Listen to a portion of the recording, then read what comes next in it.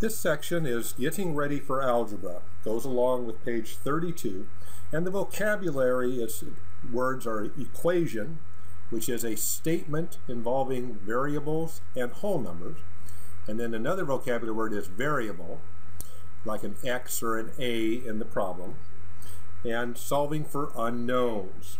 So let's see what that really looks like. So let's say that we had the problem x plus 3 equals 5.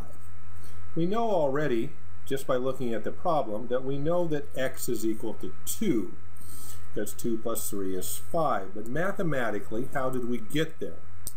Well, we got rid of the 3 on both sides of the balanced equation. This is balanced because of the equal sign.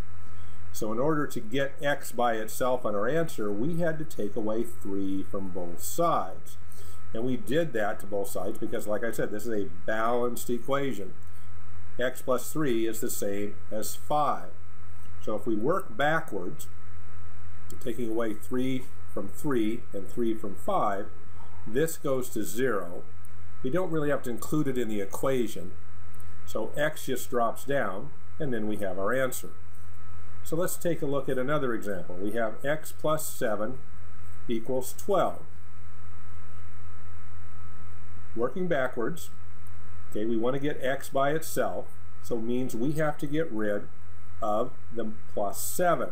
And again, we're always going to do the opposite, and we're always going to work with the side that has the variable. So we want to get it by itself, so we're going to work backwards. We're going to take away 7 from that side, and we also have to do 7 from that side. So what we do to one side, we do to the other. You'll hear that type of a saying a lot in this course. So if we have 7 and we take away 7, we have 0. We didn't do anything with the x, so we simply brought it down. Okay, so we have x plus 0 equals 5, because 7 from 12 is 5. So we don't really have to write that part. It's there, but it's not needed. So basically it just cancels out. And there's our answer. The same is true if we have a subtraction problem. So let's say we have x minus 7 equals 12 instead of x plus 7 equals 12. Well, again, we want to get x by itself, and so we have to do the opposite of subtract. The opposite of subtract is addition. So we would then add 7 to both sides because we want to get this by itself. So we do the opposite. So we're doing plus 7 plus 7. Remember, because what we do to one side, we do to the other. And I like to do things again vertically because then it tells me what I'm having to do. Here I was subtracting. Here I'm adding. Okay, so if I have a negative 7 and I add 7 to it, I have nothing. That goes to 0. It cancels out. I have x, so it just drops down. And then I have 19. Now with all of these problems, it's really a good idea to really quickly plug them back in and do a check.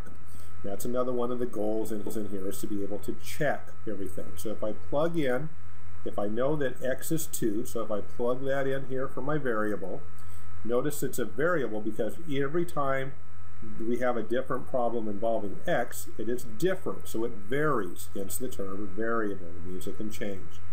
So 2 plus 3 is 5. Yep. So in this problem, x is 5, plug it in, 5 plus 7, 12, yep. Here we go, x is 19, 19 take away 7, 12, everything checks. So again, as we're doing these problems, they're all going to be the same on this section. We're going to work backwards. Let's do another subtraction problem. This time I'm going to throw a little step onto you here of doing it slightly different. Okay, here I've written the whole number first and the variable on the other side. But it doesn't really matter because I'm going to do the problem the same way. I'm always going to work the side with the variable. Here I have x minus 5. I need to do the opposite of the minus, so I'm going to do plus.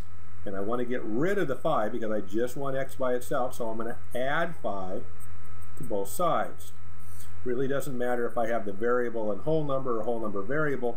It's not changing. It's exactly the same. Okay, minus 5 plus 5 gets 0, or basically cancel. I'm left with x. 5 plus 16 is 21.